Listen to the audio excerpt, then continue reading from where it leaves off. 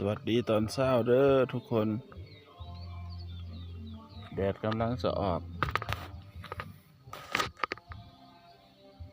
ทางไปเวียดนามพี่น้องแดดกำลังขึ้นตะเวนกำลังขึ้นมื้อนี้คือสิแดดอยู่ดอก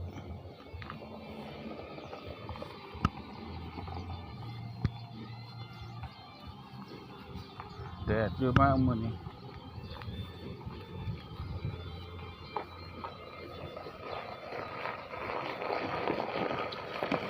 ท้องฟ้าแจ่มใสตอนนี้ก็ประมาณ6 โมงเนี่ยออกมาวิ่งออกมาย่าง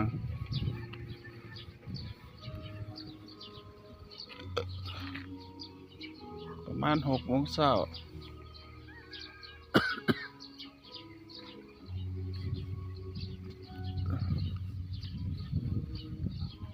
กล้องมันอยากสั่นก็ขออนุญาตเด้อพี่น้องเด้อบ่มีไม้กันสั่นบ่มีไม้เซลฟี่คือเขา ถือเอาธรรมชาตินี่แหละดอกไม้ริมทานแต่มันเป็นสมุนไพรเด้อพี่น้องเขาเอิ้นหญ้าปืนนกหญ้าปืนนกใส่ว่าซั่นคั่นส้มก็ได้เด้มันกินคือผักเสียนนั่นล่ะเขาว่าคั่นส้มก็ได้ดองมาผัดมาคั่วก็ได้มันก็หลายนะพุ่นน่ะเป็นสมุนไพรแก้หลายอย่างแก้หลายอย่าง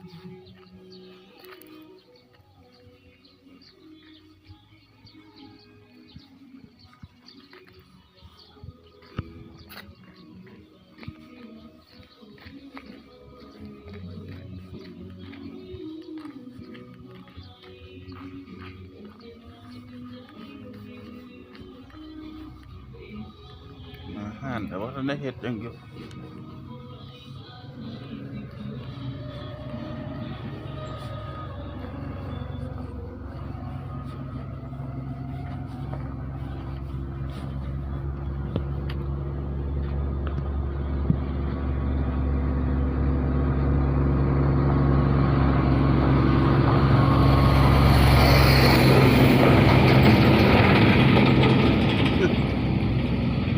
สา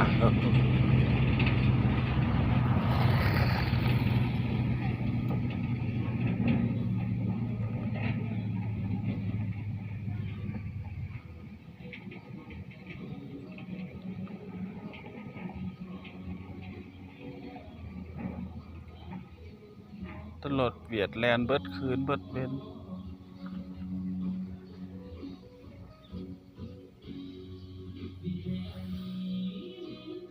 อ่านตอนนี้เขาก็ให้เศร้าคือกัน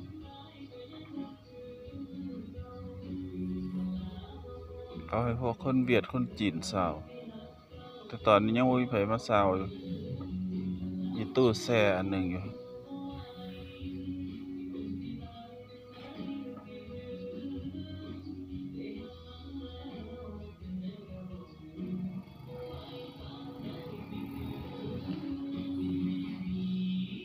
อ่านค่อยแล้วบ่ทันได้เอาเครื่องลง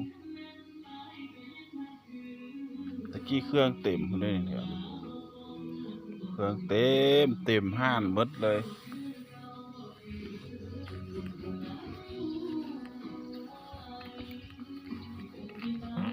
ตอนนี้ยังบ่ทันได้เปิด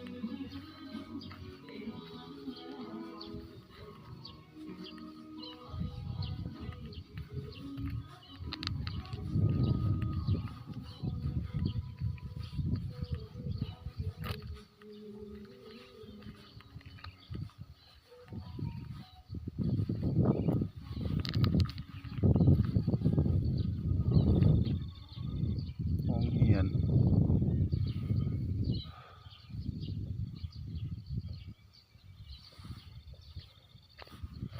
โอ้ยหนาวพี่น้อง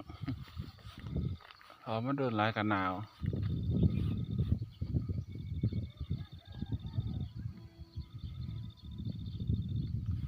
อันนี้ก็ทางขึ้นเวียงจันทน์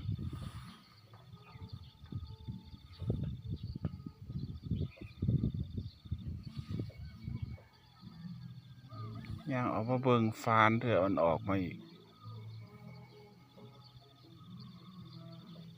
เขาเห็นฟานอยู่เทิงนั่นแหละ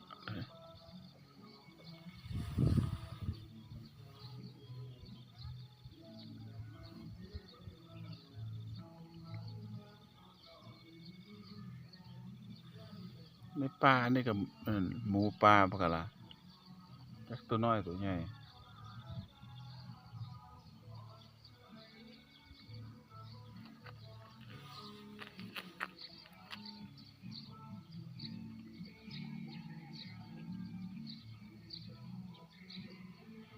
แม่หน้าบ้านนะ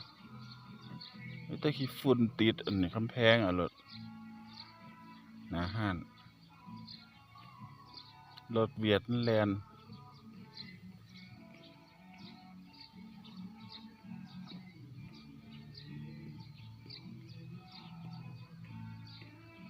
ห้านใหญ่ก่อนหมู่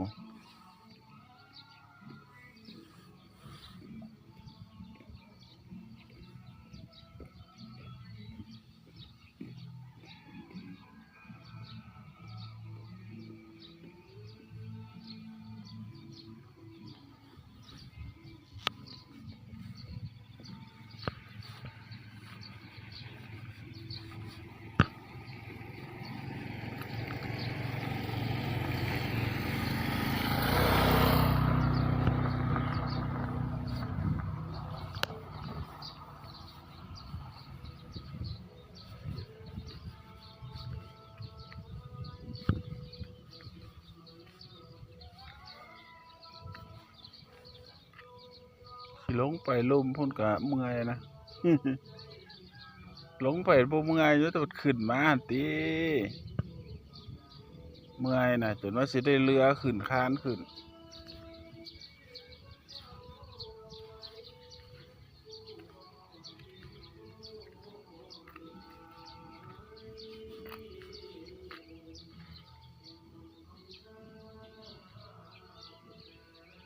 น้องมันลงไปลุ่มพุ่นไปวิ่งฮอดพูนว่าซั่นสุขศาลาพูนขาวๆลุยลุ่มพุ่นเอิ้นอยู่เทิงภูอีกตัวหนึ่งพุ่นไปทางนี่แหละแล่นนี่เกี่ยวพุ่นโง่พุ่นขึ้นพุ่น แล่นบ่ไหวแล้วมันดอก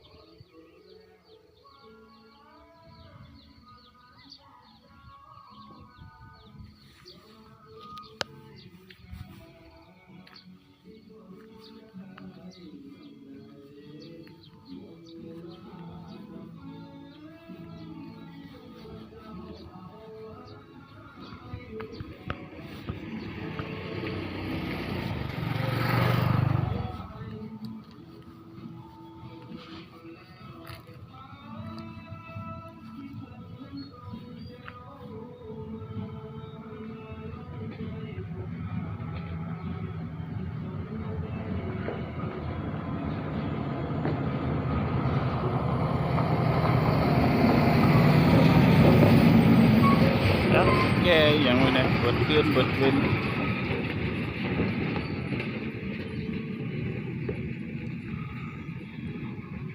เอ้ยหนาวเด้อพี่น้องเอ้ยเห็นว่าเป็นสิหนาวเลยอากาศ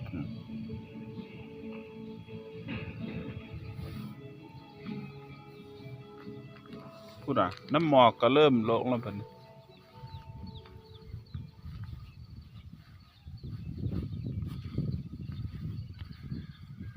น้ำหมอกนะเองสวยให้น้ำหมอกลงลมกับพัดวี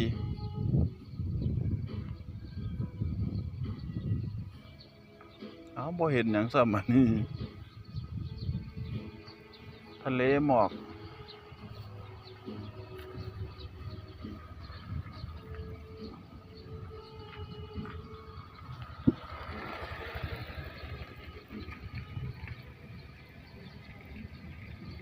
ใครอยากเห็นทะเลหมอกแล้วมาพี่เด้อธรรมชาติอากาศดี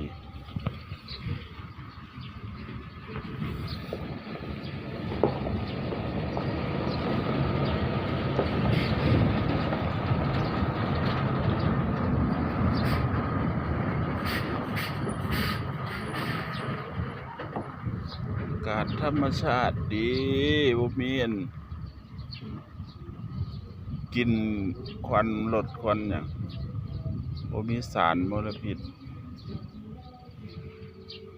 แต่อากาศเย็นอย่างเดียว